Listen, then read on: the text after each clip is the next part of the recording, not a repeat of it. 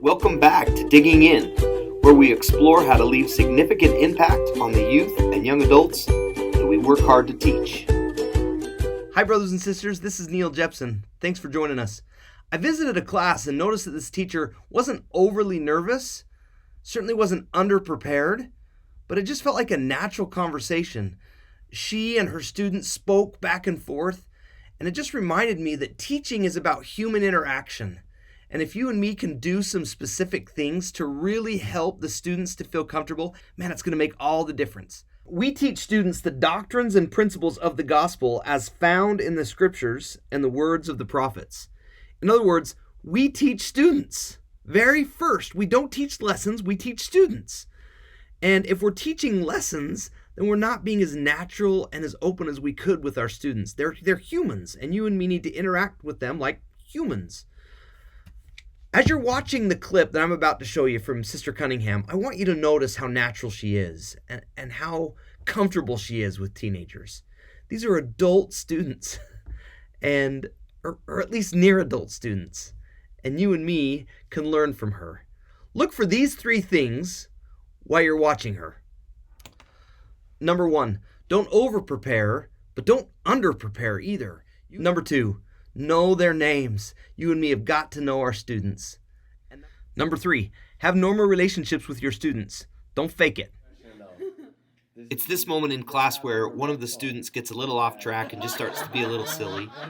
Sister Cunningham is not casual in her teaching. She is very careful and deliberate, but she does allow it to be comfortable. And this student can talk for a minute and be a little silly, and she joins in. And then as soon as the student is done and hasn't gone too far, she just gets it right back on track. Notice how she sets up the discussion instead of asking for volunteers. Catherine, we haven't heard much from you. Would you read and start with, "O Lord"? This is what Joseph Smith had asked, and then the revelation is the answer. Now watch how comfortable Sister Cunningham is with her students. To thy servants how much thou requirest of the prophecies of thy people. Wait, go back. So read that again, not prophecies. Properties. Properties, good. I know it's hard when it's late.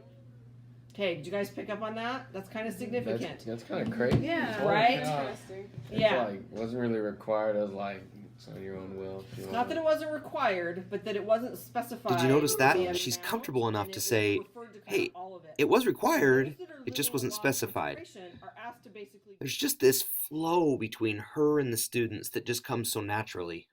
Would you open that one? Yeah. Those are peanut butter bars.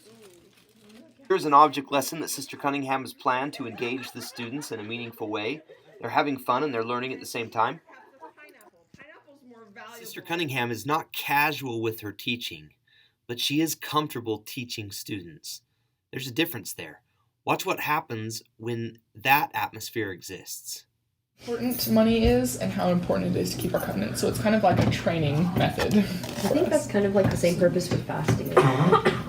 Like being willing to give up something like very temporal and material for the Lord and seeing like how much more blessings He can give us that we don't need from whatever. So 3 suggestions. Number 1, don't over-prepare. If you've got so much in your heart and in your mind, you're just going to dump it on them and not even be able to be present with actual students. You're going to teach a lesson. At the same time, don't under-prepare. If you under-prepare, then the Holy Ghost won't be able to guide you in that meaningful discussion. Second suggestion, get to know them.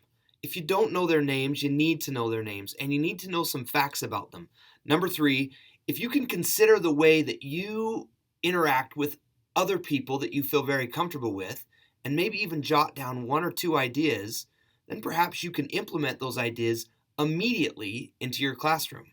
Number 1, don't over-prepare and don't under-prepare. Number 2, make sure you know their names and some facts about them that are personal. And number 3, please try to match your behavior in all circumstances, both with your family and those you love, and in the same way with the students.